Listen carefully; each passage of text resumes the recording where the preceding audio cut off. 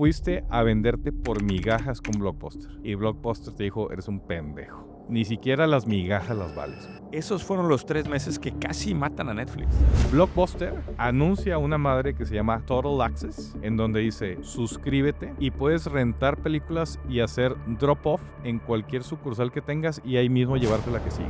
Y llega un nuevo CEO que venía de 7-Eleven y dice, el mercado digital es una promesa de humo, no existe. Desfondea la iniciativa de Blockbuster Online y apuesta 100% a las tiendas. No mames. Le dice, cabrón, no mames, güey, ya tengo todo listo. ¿Por qué no hacemos un spin-off de este proyecto y déjame convertirlo en negocio? ¿Sabes cómo se llama esa empresa? No me digas que Roku. Suponiendo que el spin-off de YouTube esté disponible como acción independiente. Ajá. ¿Y Netflix? ¿A cuál de los dos le inviertes? Qué bonita manera de enmarcar el arranque de este doble clic de Netflix. Y sobre todo que te inyecta una energía de optimismo, ¿no? Si eres fanático de dónde está la oportunidad, tienes que estar en nuestra comunidad gratuita digital. Estamos reuniendo a todos los The Lovers a que entren realmente a este grupo donde se pueden comentar temas del episodio, donde hay mucho material mío y donde habrá la oportunidad de hacer crecer tu negocio, lo más importante. Abajo, en donde estés escuchando o viendo este episodio, va a haber un link. Por favor, dale clic y regístrate. Y te veo pronto. Emprendedores. Señor Ricardo Moreno, estamos Eco, ¿no? de regreso. Ahora, a ver si nos escucha raro en este... Fuera del estudio tradicional donde grabamos, seguramente se van a quejar del eco. Ustedes disculparán. Sí. Hay unas juntas ultra secretas sucediendo en el estudio. Y nos dejaron fuera. Nos En nuestra sacaron. propia oficina, señor Moreno. Pero, no, pues estamos en nuestra oficina. Oye, pero estaba esperando el frío. Pregúntame por qué, Afuera, pregúntame por qué. afuera hace frío. ¿Por qué, Muñoz? Mi hermana me dijo, si el señor Moreno tiene una chamarra Members Only, te lo juro, güey. ¿Tú traes una qué? ¿Eso qué es? Me dijo mi hermana, te voy a regalar una chamarra Keith. Es como el Members Only de la época, o sea, de ahora, ¿verdad? Me dice, para que se siga viendo claro. En yo 30 años actualizado, es la retro. Yo actualizado, Muy bien. tú viviendo aquellos bonitos años. Saludos a Demencia. Pero bueno. ¿Te la regaló Demencia? Sí, sí. ¿Ah, sí? Y específicamente para este episodio. O sea, para competir. Nunca le voy a poder competir, señor Moreno, es la realidad. Muy bien, saludos Pero a es Demencia. su episodio. Doble clic, Doble estamos de clic, vuelta. Muñoz. Así es. Estoy emocionado y tan emocionado estoy que voy a incorporar algunas de mis secciones dentro de tu narrativa de doble. ¿Ah, sí? ¿A poco? Tengo el Muñoz Esquinca en este episodio. ¿Cómo? O sea, No, pero los doble clics son sin Muñoz Esquinca. No, porque tiene relación con el caso. Pero tiene que ver con el caso. 100%. Ok, muy bien. Pues está bien. Adelante. Digamos. Adelante. Tengo creo que encontré. Ya sabe que hoy yo soy su Robin. Encontré una buena forma de presentar de qué empresa vamos a hablar. Ok. Y es un ejercicio de imaginación. Quiero que me ayudes a hacerlo. Ok. Vamos a transportarnos al 2010. Ok. ¿Qué estaba haciendo el 2010, Muñoz? Para ponerle contexto a la gente, para que se imaginen como si estuvieran viviendo el 2010. ¿Tú qué estabas haciendo? Operando 4S. Estabas en 4S. De hecho, el 2010 no te acordarás, pero yo trabajé una semana en 4S. Qué locura. En la oficina en San Jerónimo, ¿te acuerdas? Tú no estabas en Deloitte, tú. Todavía no estaba en Deloitte. Yo acabé mi maestría el 2010 y una semana estuve en 4S, güey. Y te dije, no puedo pagar fórmula de mi hijo por nacer con puro cariño, güey. Me fui a Deloitte.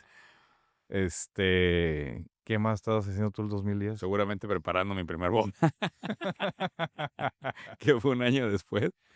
Ya le pusimos un poquito de contexto. Te voy a decir, el New York Times en ese año estaba haciendo una serie de entrevistas.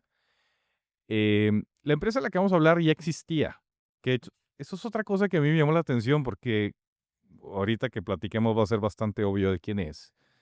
Pero como que se siente más reciente la empresa de lo que realmente es. De hecho, el 2010 la empresa tenía 13 años operando. Ya era pública. En ese momento estaba justamente haciendo una transición, un pivote. Y aquí ya todo el mundo va a saber, en ese momento era una empresa que te mandaba a tu domicilio DVDs para que los vieras bajo un formato de suscripción y estaba haciendo la migración justamente para convertirse en una empresa de streaming. Este año estaba ocurriendo esa transición en lo que hoy es Netflix. Y el New York Times le hace una entrevista al entonces CEO de Time Warner y le pregunta y le dice, oye, ¿qué opinas de Netflix? ¿Y qué opinas de que esta empresa pueda venir a revolucionar la forma en la cual la gente consume contenido, consume películas, consume series? Y su respuesta es épica. Contesta, me estás preguntando como si el ejército albanés pudiera conquistar el mundo. Esa es su respuesta. Qué locura, güey. 15 años después, en diciembre del 2025, Netflix anuncia que compra Time Warner, la empresa que manejaba en ese entonces Jeff Bezos, por $72,000 millones. El ejército albanés conquistó el mundo, cabrón. Qué bonita manera de enmarcar el arranque de este doble clic de Netflix. Y sobre todo que te inyecta una, no sé, una energía de optimismo, ¿no? Porque seguramente hay muchos ejércitos albaneses por allá afuera. Escuchando y probablemente Que justamente nuestro inspirando. público, eso es nuestro público, o sea, los que estamos construyendo ahí en el lodo, muriéndonos semana a semana con todo lo que implica estar en este mundo de los negocios, sobre todo en Latinoamérica. Y qué bonito que existen Me, me, historias así. me pareció extraordinaria la historia. Y bueno, creo que la historia de Netflix, como es costumbre los doble clic, voy a empezar poniendo unos datos de Netflix para que entendamos el volumen del animal. Vamos a platicar la historia. Me puedes interrumpir las veces que quieras Dale. en la narrativa. Son de facto, y lo dije al principio, son dos empresas, de hecho. Es vamos a decir, la época análoga de Netflix. Yo le llamo a la empresa de logística. Una empresa logística es una muy buena respuesta. Desde su fundación hasta más o menos del 2010, que es cuando ocurrió esta Correcto. entrevista con Jeff, el director general de Time Warner. Y del 2010 para adelante, cómo se transforma en la empresa de streaming y de contenido, etcétera, ¿no? Entonces, empezamos con algunos datos, si te parece. Adelante. Vamos empezando con un dato que a mí me pareció increíble. Hoy por hoy, Netflix representa más o menos el 15% de todo el tráfico de Internet del mundo. Y en las horas pico, en Estados Unidos, es decir, después de la chamba, después de cenar, por ahí de las 8 de la noche, en Estados Unidos Netflix representa el 30% de todo el tráfico de downstreaming en Internet. El market cap de Netflix está en el orden de los $500 billones, que es más que Disney, Comcast, Warner Brothers, Paramount combinados. Y a nivel de generación de contenido, también es una cifra impresionante. Netflix genera más o menos 2,500 horas de contenido original, que es más que todos los que dije, Disney, Comcast, Warner Brothers, Universal combinados. ¿De qué año son estos datos que traes? Esto es del año pasado. Ok. Literalmente el año pasado. ¿Puedo decir como nuestro querido Andrés Manuel, yo tengo otros ¿Tú datos? tienes otros datos? Pues échales. No, nada más aclarar, Ajá. porque el tráfico de video, o sea, de horas vistas en video, Ajá. que es diferente a lo que tú mencionas. Yo dije otra tráfico cosa, yo global de dije que Internet. tráfico de Internet. Nada más para poner en contexto, porque me parece una cifra interesante, 7% de todo el tráfico de video Ajá. lo toma, participación de mercado de video lo toma Netflix. Creo que no lo tomé porque seguramente el de YouTube es más impactante. Ese es el dato importante. Hay que Exacto. aclarar, 9% es en YouTube. O sea, YouTube sigue siendo más Sí, fuerte creo que, en horas vistas de creo que video. fui muy selectivo en mis cifras porque Como aunque político, ¿qué Ah, estás haciendo bien para un no, puesto público o algo así? Netflix es muy impactante comparado contra sus competidores de la industria, como los estudios y los generadores de contenido, pero en realidad como plataforma, el número uno del consumo es YouTube. Yo creo que hablaremos más adelante de eso cuando lleguemos Sí. a la etapa del 2010, porque me imagino que vas a arrancar antes, ¿no? En los 90s. Voy a arrancar desde que nace en los 90s y vamos a empezar con todas las empresas tienen su mito fundacional. En 1997, un emprendedor, después de haber pagado $40 de late fees por entregar tarde un VHS de Apolo 13, y estando justamente en el gimnasio, en la banda caminadora del gimnasio, se da cuenta que existe una oportunidad de negocio muy interesante para combinar el modelo de suscripción y una tecnología nueva que está ocurriendo en ese momento que se llamaban los DVDs, y se le ocurre fundar Netflix. Este cuate es Mark Randolph, curiosamente porque no estoy hablando de Reed Hastings, que es hoy por hoy el El director general de Netflix. Reed, que es el icónico director de Netflix, no nació fue cofundador de Netflix, no fue su director general. De hecho, fue el que hizo la inversión semilla, invirtió $2 millones para que naciera la compañía. Pero el fundador fue Mark Randolph, que mucho tiempo, creo que los primeros 2 años operó la compañía, hasta que llegaron a su primer serie A y luego ya lo tomó Reed Hastings. Entonces, nace Netflix en el 97 con esta idea de combinar el servicio de suscripción y la tecnología naciente de los DVDs en ese momento. Nace, para poner también un poquito de lógica a por qué nace la oportunidad de negocio. Ya en los 90s, en el 97 en concreto, el mercado de home video valía más o menos $9.4 billones, mientras que el mercado de box office, es decir, las exhibidoras grandes, los cines, valían más o menos $6 billones. Entonces, ya desde los 90 había una clara tendencia de que el consumo de contenido de películas y de series era en casa, no era en los cines. Y esa era ya una tendencia que existía en ese momento. Entonces, nace Netflix copiándole el playbook a Amazon. Estamos hablando de previo a la crisis de las .com. Estamos hablando de la moda en la cual todo el mundo quería hacer el negocio a través de una página de internet. Y Netflix lo que dice es, si Amazon nació vendiendo libros, nosotros le vamos a competir a Amazon vendiendo DVDs. Y nacen no solamente como venta de DVDs, sino nacen como renta de DVDs. Esencialmente el modelo del negocio era el siguiente. Tú te suscribías a la página de Netflix, tenías derecho a rentar 3 DVDs que te llegaban a tu casa y una vez que regresabas uno o todos los DVDs, tenías derecho a recibir otro del catálogo que tenían que te mandaban por correo, correo tradicional, ¿no? Ujú. Evidentemente íbamos a tener que empezar a hablar de esto. El gran animal que existía en la industria en este momento se llamaba Blockbuster. Blockbuster, para los que son relativamente jóvenes, eran estas tiendas a las que ibas tú a rentar películas en físico. En ese entonces, cuando nace Netflix, Blockbuster invertido 100% en el formato VHS. Y aquí empiezan a salir unas cosas, porque cuando escuchas la historia de Netflix, siempre está este encuentro entre los dos y es la guerra entre Netflix y Blockbuster. Y muchas veces ridiculizamos a Blockbuster. Va a aparecer en mi historia 2 veces Blockbuster, esta es la primera vez. Y no es una posición tan ridícula la que tenía Blockbuster. Blockbuster lo que falla es en apostarle al formato. En ese entonces, cuando existían los VHS, había 2 formatos nacientes.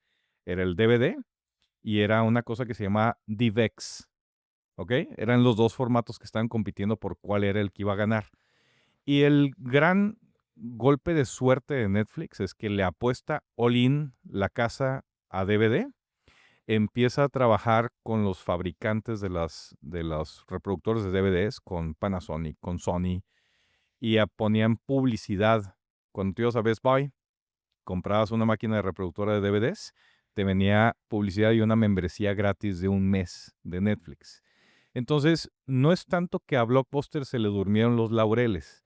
En realidad, Blockbuster lo que estaba viendo es quién ganaba de las 2 tecnologías, si era DivX Sí, no o podía hacer una inversión tan grande sin saber. sin saber cuál era el formato. Y literalmente Netflix, su primer golpe de suerte es como el burrito que tocó la flauta, le apostó al caballo ganador, que fue el que llegó Como hemos visto esas apuestas, ¿no? En estos casos. sin querer queriendo, Hay literalmente, unas ¿no? pinches apuestas que... Así nace Netflix, una empresa bastante pequeña. De hecho, recibe su primer serie A en 1998. Hasta del 97 al 98 vivió esencialmente con los $2 millones de capital semilla que le pone el cofundador de la empresa.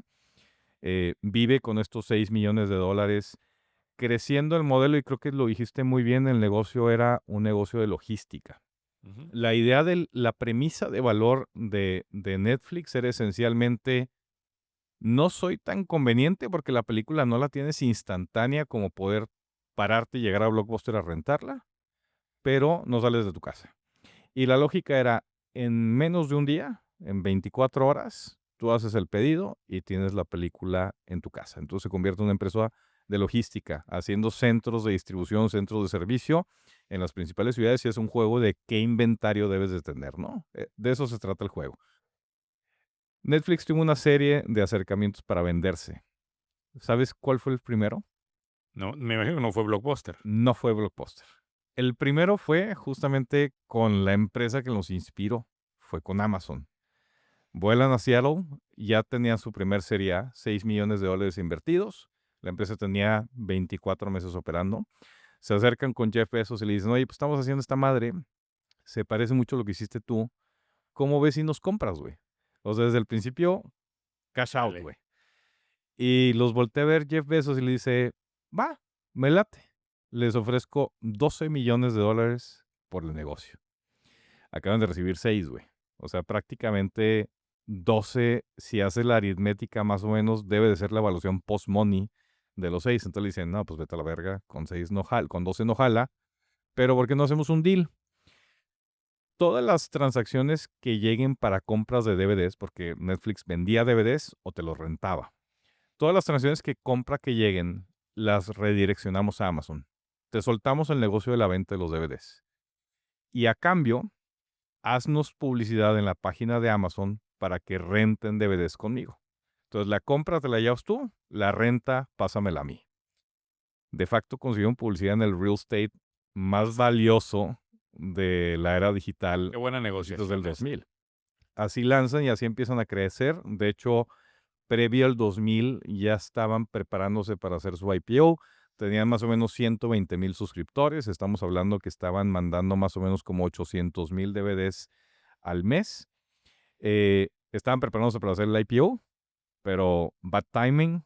2001 revienta la burbuja de las .com y se los lleva a la chingada. Esencialmente el IPO se cancela, no hay tiro. Hacen una segunda ronda de levantamiento de capital. Creo que hicieron 2 o 3 rondas. Pero ahí me imagino que vas a llegar al momento donde llegan con Blockbuster. Voy a llegar con Blockbuster. Justamente lo que quiero decirte es cuánta lana tenían. El tema aquí es, tienes una empresa que está creciendo, se está preparando para el IPO, se va a la mierda el mercado, ya no puede hacer el IPO. Hacen algunas ronditas de capitalización. En ese momento, bueno, ronditas, ya tenían levantados como $150 millones en capital privado, justamente para prepararse para el IPO. Se va a la mierda el tema del IPO y se sientan primera vez, porque se sentaron 2 veces, primera vez en Dallas, donde está el corporativo Blockbuster, y llegan y les dicen, oigan, se fue a la mierda nuestra oferta de IPO, ¿cómo ven si ustedes nos compran?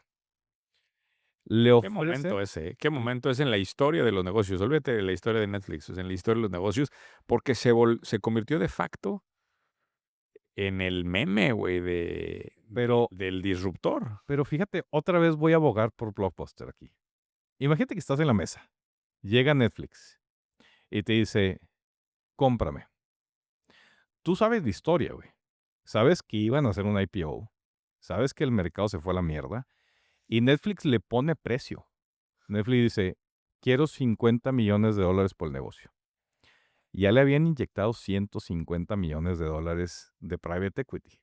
Entonces llega alguien a la mesa y te ofrece que lo compres por 50, cuando se han mamado 150 millones de capital, güey. Blockbuster huele sangre, güey. Y dice, no, no te voy a comprar, estás desesperado, no hay mercado para que hagas IPO, te voy a competir y lo voy a hacer yo. Dice, voy a hacer un formato que se llama Blockbuster Online y te voy a partir la madre, cabrón. Entonces rechazan la oferta, no hay deal y de hecho empieza a gestarse lo que después se llamó Blockbuster Online. Netflix sale de la mesa con Blockbuster. Pero Blockbuster Online era la plataforma de streaming, ¿te refieres? O No, Blockbuster Online no existía streaming. Aquí no hay streaming. Estamos hablando de principios del 2000. No existía ni siquiera la infraestructura para que hubiera streaming. es que creo que eso es lo que, para mí de esa edad, es lo que más quería destacar yo. Reed Hastings, hay nociones desde el 99 hablando de streaming. Sí, pero bueno, no era una realidad. No como realidad. Pero no sé si vamos a llegar a este punto o no. Vamos a llegar. Pero para mí la parte más importante de la primera etapa de Netflix es que Reed Hastings tenía claro que el modelo con el que había arrancado no era el modelo, no era el destino final. O sea, él Lo sabía tenía claro, tenía sabía que no había infraestructura para hacerlo. Sí, pero él sabía que estaba construyendo un vehículo que lo iba a llevar a una parte, pero no a su destino final. De acuerdo. Y esa visión es la que requiere que hablemos tanto de Muñoz Esquinca. Ok. Venga, Muñoz Esquinca. Porque en un momento, un monje, siempre tiene que haber un monje en estas historias, ¿no? No siempre, pero sí. Pero recorre un camino y se topa con un río Ajá. que impide que llegue a la montaña donde se está buscando llegar. Ok. Trata de caminar a los alrededores de ese río y se da cuenta que el río es enorme y tiene que literalmente cruzarlo. Entonces rápidamente construye la balsa, Ujú. construye una lancha, una balsa, con esa lancha cruza el río y estando del otro lado del río, viéndolo cruzado, dice, puta, ¿qué pasa si hay un río más adelante? ¿Me llevo la balsa o no me la llevo? Ajá. Y es una analogía muy importante para decir las cosas que nos llevan de un lado al otro, pero que tenemos que dejar ir. Ok. Porque si el monje carga la lancha, pues lo único que va a hacer es que lo va a frenar. Ok. En esta historia de Netflix, el negocio de logística es la lancha, güey. Ok. Lo cruza, o sea, ayuda a cruzar esos años para estar preparado con escala y con fondeo cuando el timing ya es el correcto. Puede ser. Lo que es una realidad. Pero fíjate en una cosa, es que aquí me parece muy importante la lección, güey. Y lo estoy viviendo. Cuando llega el timing correcto para ejecutar una idea, Ajá. te lo terminan ganando porque ya hay un jugador que está muy capitalizado. Ok. Y tú dices, chinga, ¿cómo pasó esto? Porque toman estos vehículos que los hacen para engordar, para estar listos para el timing. Ok. El, la jugada es preciosa de construir esa balsa del negocio logístico, tener ese nivel de capitalización y estar parado con estructura, con gente, ahorita hablaremos de eso más adelante, en el momento donde ahora sí despierta el... Suena muy romántico, pero estamos hablando de, este es The Darkest Hour en la historia de Netflix. Hablemos de eso. O sea, ponte a pensar el contexto. De hecho, la parte más oscura viene en 2010, ¿eh? Bueno, no, Todavía no. En 2010 casi vamos a cae ver. eso. Yo creo que esta es todavía peor que las 2010. No hay mercado público para capitalizarte. Fuiste a venderte por migajas con Blockbuster. Y Blockbuster te dijo, eres un pendejo. Ni siquiera las migajas las vales, güey. De hecho, Netflix hace un layoff del 40% de los empleados de Netflix. 40%, güey. Y no solamente eso. Blockbuster anuncia una madre que se llama Total Access, en donde dice, métete a esta madre nueva que acabamos de hacer, que es Blockbuster Online, suscríbete y puedes rentar películas y hacer drop-off en cualquier sucursal que tengas y ahí mismo llevarte la que sigue, güey. Es la primera vez, en este momento estamos hablando ya del 2005, más o menos, es la primera vez en 8 años que Netflix no registra un crecimiento neto de suscriptores. De hecho, hace flatline y empieza a bajar la primera vez, la segunda es el 2010, por lo que vamos a platicar ahorita. De hecho, es tan desesperado el tema para Netflix porque empieza a jalar tan bien el modelo para Blockbuster que se sienta segunda vez, 3 años después, con Blockbuster le dice, a ver, ya, no me hiciste comprar, vamos a juntarnos, güey. No me compres, vamos a fusionar las dos empresas, fusionamos Blockbuster y fusionamos Netflix. 2/3 partes Netflix, 1/3 parte Blockbuster. 600 millones de dólares valúan Blockbuster para hacer la fusión. Le dicen, vamos a competir juntos, vamos a repartirnos el mercado online de renta de contenido. Blockbuster los vuelve a mandar a la mierda y hace un cambio de CEO en ese momento. Hacen cambio de CEO y llega un nuevo CEO que venía de 7-Eleven y dice, el mercado digital es una promesa de humo, no existe. Los ladrillos es lo real, güey. Desconecta Blockbuster Online, desfondea la iniciativa de Blockbuster Online y apuesta 100% a las tiendas. No mames. 100% a las tiendas en una iniciativa que se llamaba Rock the Block. Apuesta 100% tiendas en físico y es el último clavo en el ataúd de Blockbuster. Eso se terminó llevando a la chinga. Eventualmente Netflix levanta. En 2009 terminan con 10 millones de suscriptores activos. Y ahí es donde justamente se acaba la primer parte de la logística y la historia de logística de cómo crecer el negocio. De hecho, el negocio de streaming nace en 2007. O sea, la fecha de lanzamiento es 2007. Correcto. Hay una contratación importante que es Anthony Wood, que llega a la compañía, que no sé si cuando estaba investigando la historia, esto me pareció increíble. ¿Ubicas el nombre Anthony Wood No. en la historia? No, bueno, efectivamente, nace en el 2007. Ya, como bien dices, Reed traía la idea del streaming, sabía que el streaming era el futuro. Y contrata en el 2007 a Anthony Wood y lo pone en un proyecto que se llamaba Netflix Box. ¿Te suena? ¿No? ¿No? Ok. Netflix Box, la idea era un dispositivo físico que ponías junto a tu televisión. Esencialmente era un drive en donde en ese momento no había streaming, pero ya había download de contenido. Bajaba las películas, era tu biblioteca digital de películas, las puedes las ver. conectabas a tu tele y ahí las veías, ¿ok? Hacen los prototipos, hacen el modelo de negocio. Tenían listo el lanzamiento, estaba como a 3 semanas de lanzamiento.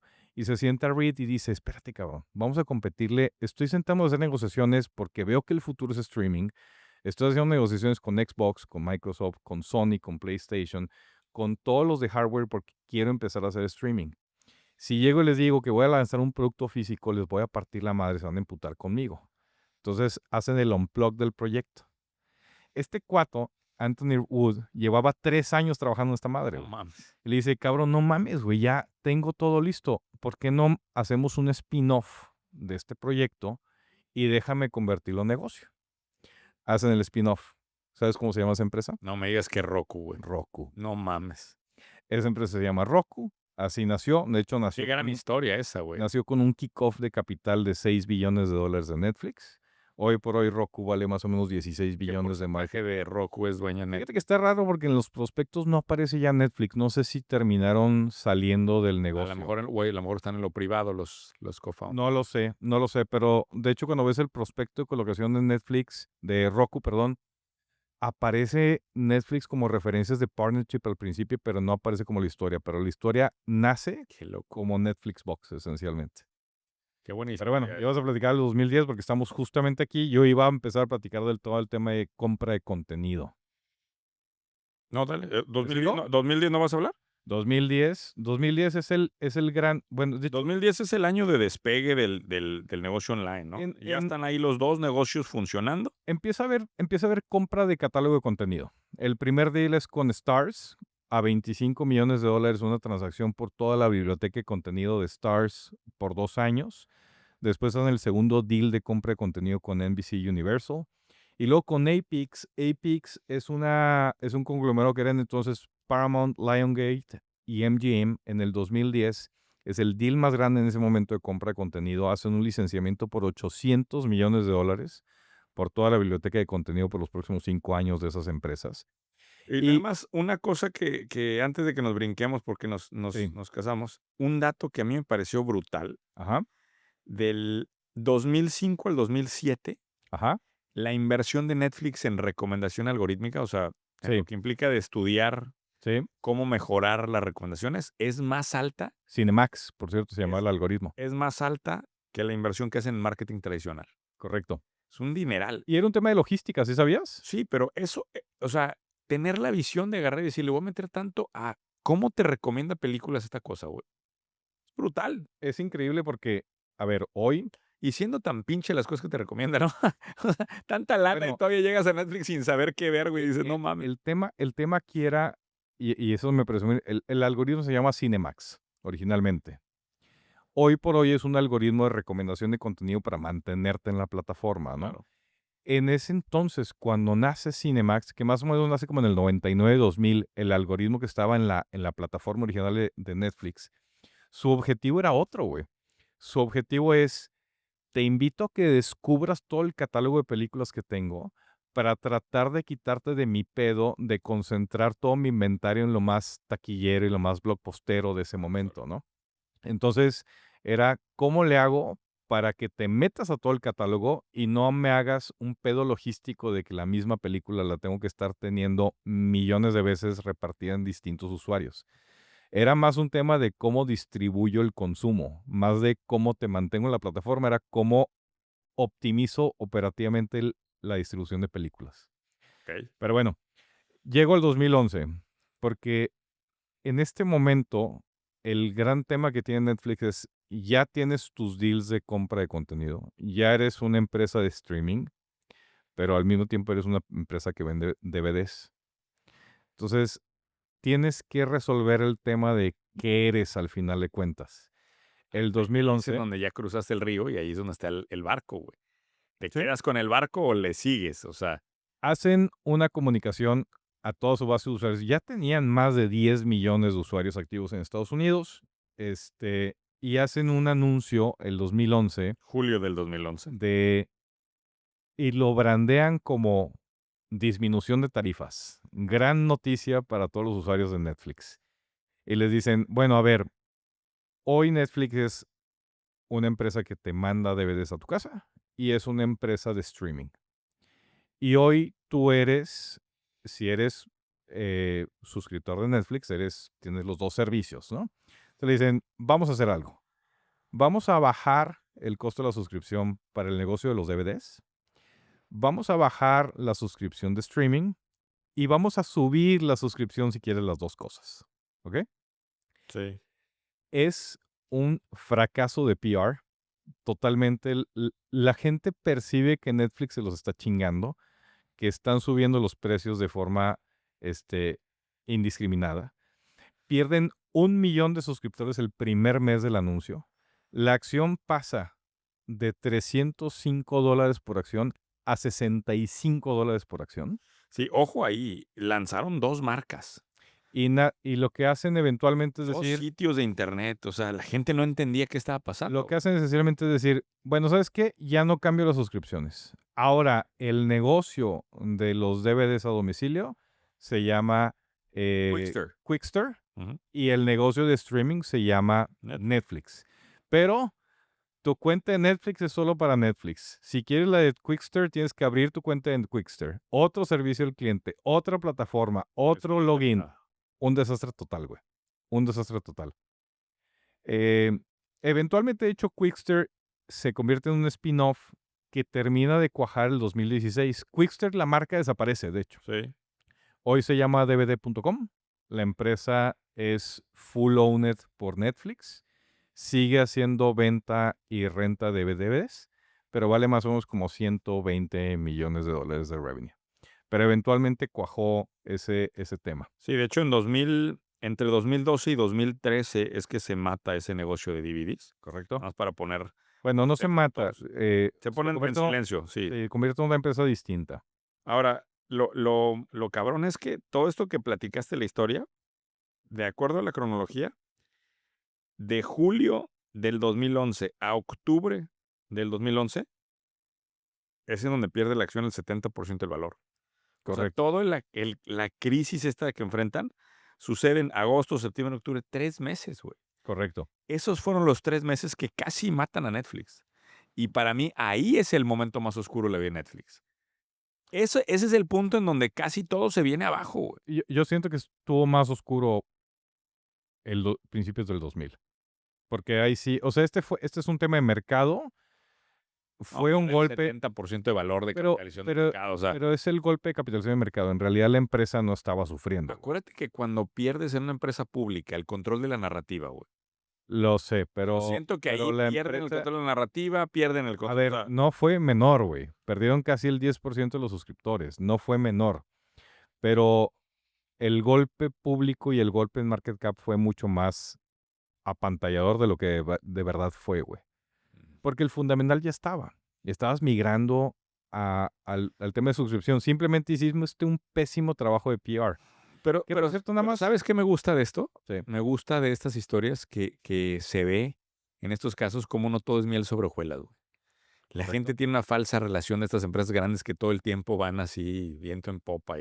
Y no, cabrón. O sea, también pasan momentos difíciles, duros como este que estamos viendo ahí. De hecho, nada más porque nos saltamos en el 2012 el IPO. Como dato nada más cultural del IPO, el 2002 se hace un IPO, levantan $82 millones. El market cap en el IPO es de $300 millones. Sí.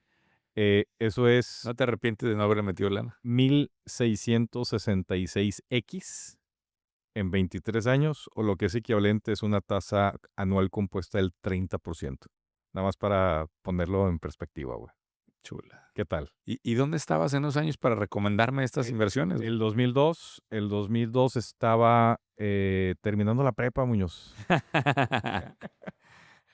Regresamos a 2012. Netflix tiene una ventaja interesante Ya y llegamos a lo más bonito. llegamos a lo bonito, y es justamente, creo que esta es la última parte que me parece muy, muy brillante de cómo resuelven el análisis de datos. En este momento Netflix es la única empresa de streaming. Hoy por hoy existen un chingo. En ese momento Netflix por mucho tiempo fue el único jugador que estaba en este campo, ¿no? Entonces tuvo la Qué ventaja, sorprendente, ¿no? ¿Cuánto tiempo lo dejaron solo? un chingo, güey. Y lo que logró hacer es que l- tuvo toda la soledad y tiempo para analizar los patrones de consumo de la gente, Con datos de su propia con plataforma. datos de su propia Claro. plataforma, y entendió cómo es que la gente consumía contenido. Y desmitificó el tema de la gente quiere ver un episodio cada semana. No, dijo, no, cuando la gente se sienta a ver un episodio, ve 30, güey, y los ve seguidos. La gente no quiere películas, quiere series y quiere contenido largo que pueda ver en la plataforma. Y empieza a generar su propio contenido. El 2012 lanza su primer serie original, pero el madrazo viene el 2013 Claro. cuando lanza House of Cards. Pero aquí está lo interesante, y fíjate qué tanto le apuestan a los datos que están analizando. Las primeras 2 temporadas de House of Cards le cuestan a Netflix en generación, en producción de la serie, $100 millones. La caja que tenía Netflix el 2012 era $290 millones, güey. Otra vez una Le apuesta. apostaron una tercera parte de la caja all in a decir, este es el futuro. Y logra encontrar un tema muy interesante. House of Cards se vuelve un fenómeno. Se vuelve un ¿Crees que fenómeno de eso serie. fue un tema del CEO o el CFO juega un rol ahí en el... De hecho, aquí viene el CFO. Lo que logran entender es, ¿Te sientes con esos huevos como financiero tú? yo no, ¿Cómo no? se vuelve un fenómeno House of Cards, y lo que se dan cuenta es que hay una correlación directa entre la calidad y la cantidad de contenido original que podían generar y lo que se convierte en suscriptores hacia adelante. Y por eso aquí llega el CFO.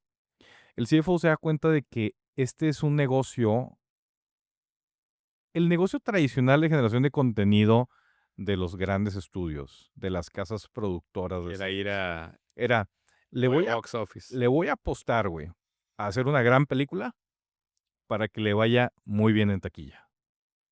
Si me va con madre, le saco 5, 10x lo que le metí. Sí. El CFO se siente y dice, oye, espérate, güey. Si hacemos gran contenido y es contenido exclusivo de Netflix, güey, yo no tengo que apostarle al éxito en X. Yo puedo empezar a estimar mi delta en suscriptores, que es ingreso recurrente, Sí. que significa que es ingreso a largo plazo. Sí. Y nace un juego que no existía. Empiezan a contratar deuda. Sí. Hoy por hoy, De hecho, déjame te detengo ahí, güey, porque cómo me hubiera encantado que hubiéramos hecho este episodio, güey, en 2019. ok, Porque yo, en la era de pandemia, que teníamos mucho infoproducto, hicimos lanzamientos tipo box office. ok, O sea, lanzar, cobrar y era ir a taquilla y reventarla. Si hubiera hecho lo que estamos haciendo ahorita, de tener la suscripción, otro animal. otra historia tendríamos, ¿no? Y Que esa apuesta es rara porque metes mucho dinero de frente y el valor de las suscripciones no te retribuye en el momento. se Pero vuelve, luego en el largo plazo lo ves y dices, ay, cabrón. se vuelve un tema muy interesante porque si lo ves a nivel de arquitectura financiera, a MGM no podía, no podías hacer una producción de una película apostándole en deuda, güey. Sí. Porque ¿qué pasa si no jala, güey? No, y de hecho también, no solo eso, no puede ser estructura de capital humano en tu corporativo. O sea, Hollywood se vuelve como un poco como la industria inmobiliaria, que es algo que a veces me gusta y a veces me caga. Proyecto por proyecto. Proyecto, proyecto, haces el equipo y luego se acaba el proyecto, se desarma, entonces tu talento se va. Totalmente. Nunca tienes un equipo. Y aquí Netflix, si tú me preguntas, ahorita que llegamos ya al 2014, que me urge llegar, es mi parte favorita de Netflix. Netflix es una empresa que también propone una nueva manera de organizar el talento. Y si lo quieres ver a nivel de deuda, te pongo un dato extraordinario. Cuando nace esta época de generación de contenido de Netflix, el balance de Netflix es prácticamente cero deuda. Deuda operativa, ¿no? Para llevar a cabo las operaciones del negocio.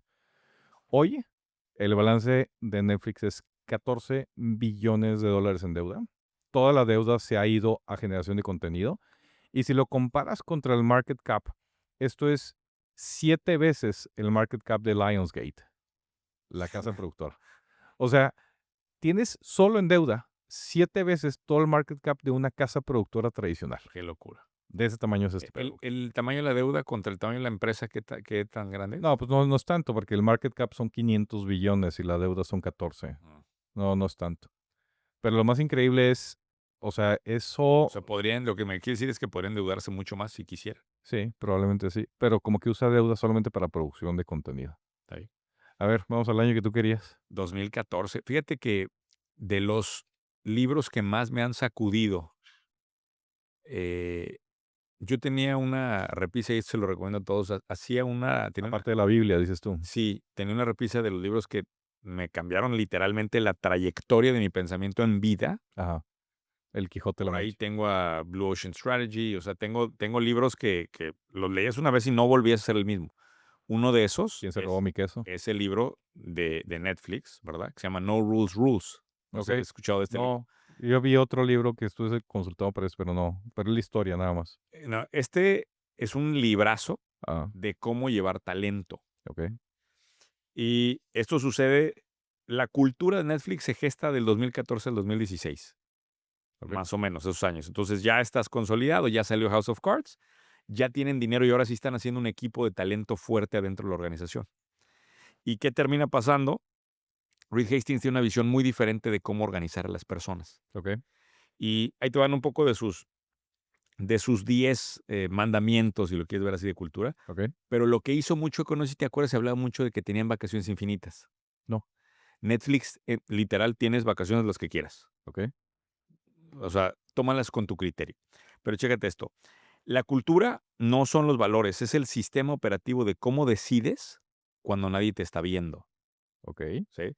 Entonces, primero, le ponen el chip a los empleados. No es cuando yo estoy encima de ti y te estoy preguntando los resultados. Es cuando nadie te está viendo, cómo actúas y cómo decides. Ok. Segunda, el talento denso vence a grandes equipos. ¿Esto qué quiere decir? Ellos acuñan el concepto de densidad de talento, entendiéndose de qué tan brillante es la gente que tienes en la empresa. Ujú. Y eso es un antes y un después, ¿eh? O sea, mucha gente empieza a medir talent density y empieza a ver cuánta gente realmente tienes, tal. Luego, tercera, y esta es la que va contraintuitiva a lo que se habló siempre en teoría de management. El control destruye el juicio. El trabajo del management es eliminar reglas y hacer criterio. Ok. Y ahí es en donde entra lo de vacaciones infinitas. Es decir, que lo que hace que las organizaciones se vuelvan lentas cuando se hacen grandes Mm, es que se hacen rígidas, porque hay tantas pinches reglas. Estos güeyes dicen, ¿por qué hay reglas? ok. Cuando puede haber criterio, si tienes tal. Número 4, transparencia radical. Número 5, feedback directo como disciplina estratégica. Número 6, el Keeper Test. Todos los trimestres le pedían a los gerentes que si lucharían por conservar a cada una de las personas de su base, de su equipo central. Ok. Número 7, proceso solo cuando el caos es intolerable. Qué frase, güey. Qué duro. Ok. Número 8, más contexto de parte de los gerentes, menos control. Número 9, crear una cultura diseñada para cambio. El Número eslogan está 10, toda madre. elimina a las personas que ocupan reglas. Si la persona que tienes enfrente ocupa reglas, tienes que decirle qué hacer exactamente y tienes que decirle qué no puede hacer y la chingada. Como niño, Ok. no es la persona. Adiós. Fuera. Güey, cuando yo lo leo, sí te das cuenta que hay una nueva manera de gobernar una organización allá adentro. Ujú. Y sigo creyendo que las empresas que llegan a esa escala siempre tienen algo culturalmente innato que se vuelve motor en alguna etapa de crecimiento de la empresa. Ya. Para mí esto es una verdadera locura. Entre 2014 y 2016 se dedican a armar el equipo. Ujú. Y no sé si traes, ya no sé si vas a hablar tú más adelante de los temas más adelante, pero en 2016, solamente en 2016, le ponen clic a la internacionalización y se van a 130 países en un año. Ya estaban en varios países para el 16. Pero en el Van 2016 en masa. se van agresivo a la Ah, internacionalización porque ya tienen el equipo atrás. sí. Y de 2019 a 2021 se vuelven la empresa que más gasta en contenido del mundo. Ahora, hay algo que quiero enmarcar aquí porque siempre mi trabajo es decirte qué opinas del futuro de esta empresa. Sí, Ya escuchamos la historia muy romántica y lo que quieras. sí. ¿Qué opinas primero? ¿Qué opinas del futuro? De hecho, yo pensé que querías hablar un poco de eso porque cuando hablamos de YouTube. Hacia Porque allá voy. creo que ese es el tema con Netflix. La historia es increíble cuando lo comparas contra el modelo tradicional de generar contenido revolucionado el tema. Creo que por eso empecé con la historia de Time Warner, o sea, cómo terminas comprando Time Warner. Qué locura. Pero sigues sin poder capturar la atención como lo hacen el formato YouTube. Y ojo, YouTube ha intentado copiar el formato contenido profesional como el que produce Netflix. Si no ha podido. ¿Cómo se llaman? Los YouTube Originals no pegó. Entonces, ese es YouTube tratando de copiar el formato tradicional, pero Netflix no puede competir en el formato de creación de contenido libre como está allá. Entonces, no sé, yo en esta empresa soy ¿Dónde sí particularmente... están compitiendo en contenido en vivo? Estos dos monstruos se van a pelear quién es el que gobierna el contenido en vivo. Pero antes de hablar de eso, Bueno, de hecho, creo que lo platicamos en ese podcast. El Netflix está apostando al formato podcast. Y creo que es la forma en la cual va a querer entrarle al pie de lo que YouTube captura. YouTube captura muchas horas de contenido en formato podcast en video. Y yo creo que esa es la forma en la cual Netflix está queriendo entrar a competir en ese nicho, pero no sé si la alcanza. para hablar del cierre de este capítulo, Sí, hay que entrar en un artículo de lo más viral que se ha vuelto en este año. ajá, Hay un artículo de Derek Thompson que se llama Everything is TV and Nothing is TV. ok. Y está la tesis, güey. Son esos Gran artículos que título, dices, güey. me quito el sombrero y merece ser viral, cabrón. Ajá, ¿Por qué dice que Everything is TV? Porque los productos de Meta, voy a hablar de Facebook, Instagram, era un lugar para encontrarte con tus amigos, sí. ¿no? Ponías tu foto, no sé si tú alguna vez Y subiste dejó algunas de ser fotos y una lo red demás. social. Eso era en su momento. Hoy, ¿tú sabes cuánto tiempo, o sea, del porcentaje de tiempo que estás en redes sociales, qué porcentaje ves videos que no tienen ninguna conexión social contigo? Pues supongo que es el 90 y tantos %. 80%, más de 80% en Facebook y en Instagram más del 92%. Está cabrón, güey. Oye, incluso en Facebook el Pero, ¿qué porcentaje... quiere decir eso? Que Meta es ya televisión, Sí, claro, ya no es una red social, es una plataforma de entretenimiento. pero de entretenimiento en video, que es televisión, al final. Sí. Después, si tú te pones a ver quién es el mayor streamer de televisión, es YouTube, que era lo que yo te decía, tiene más horas de visualización que Netflix.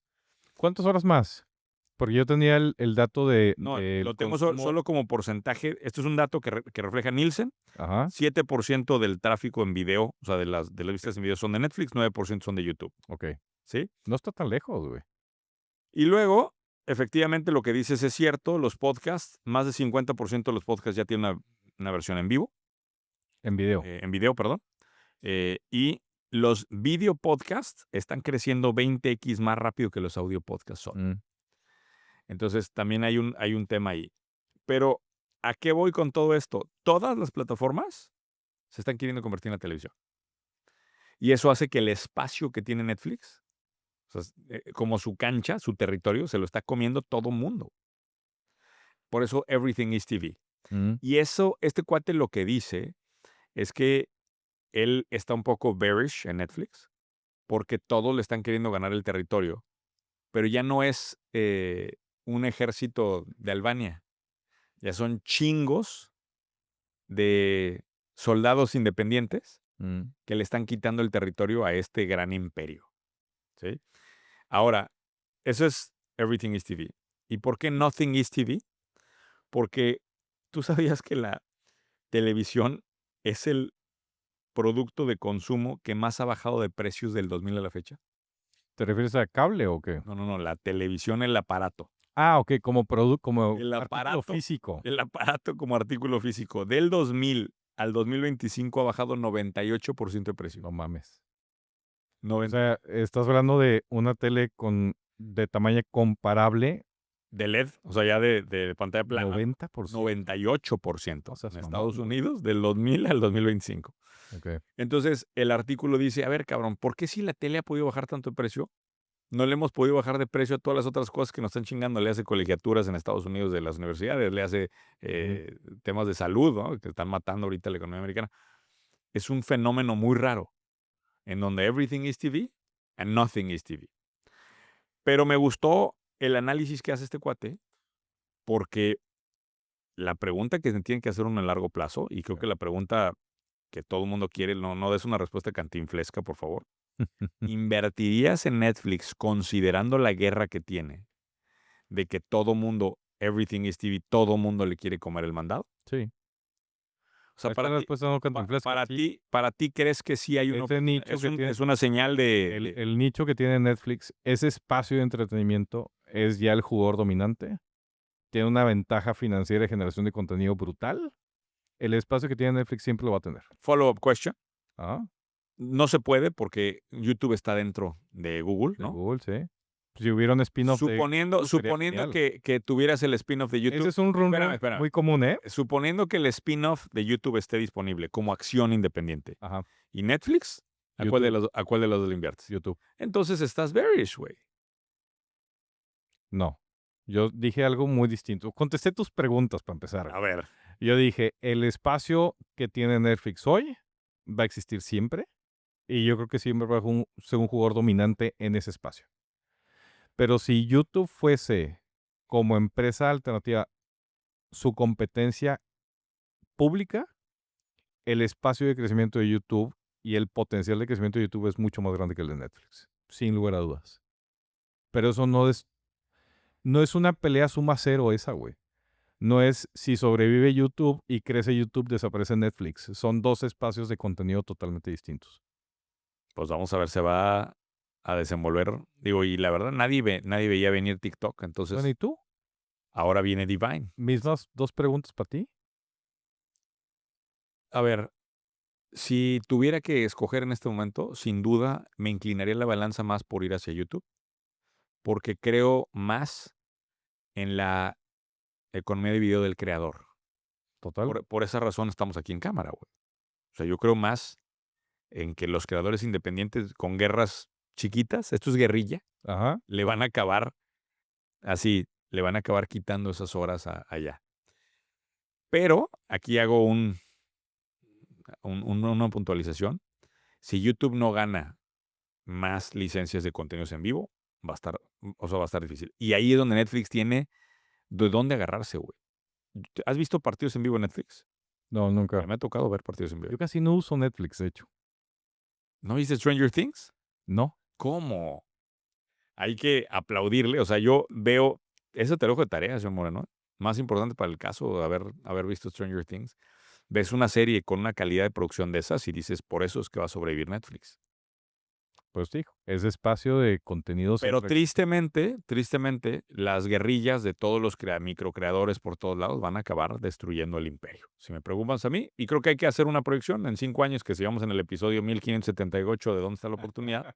Hacemos un recorrido, a lo mejor como proxy, la variable Google, a ver cómo se ha ido en comportamiento. Ese spin-off de YouTube ya está muy cantado y yo no lo descarto, ¿eh? Yo no lo descarto. Pues otro caso más de doble clic, señor Moreno. Muy bien, Muñoz. Por favor, dejen en los comentarios qué opinan de estos doble clic. Échenle aplausos al señor Moreno porque luego no quiere trabajar. Oh, que la madre. Gracias, señor Moreno, por otro Muñoz. episodio más. Si eres fanático de ¿Dónde está la oportunidad? tienes que estar en nuestra comunidad gratuita digital. Estamos reuniendo a todos los The Lovers a que entren realmente a este grupo donde se pueden comentar temas del episodio, donde hay mucho material mío y donde habrá la oportunidad de hacer crecer tu negocio, lo más importante. Abajo, en donde estés escuchando o viendo este episodio, va a haber un link. Por favor, dale clic y regístrate. Y te veo pronto.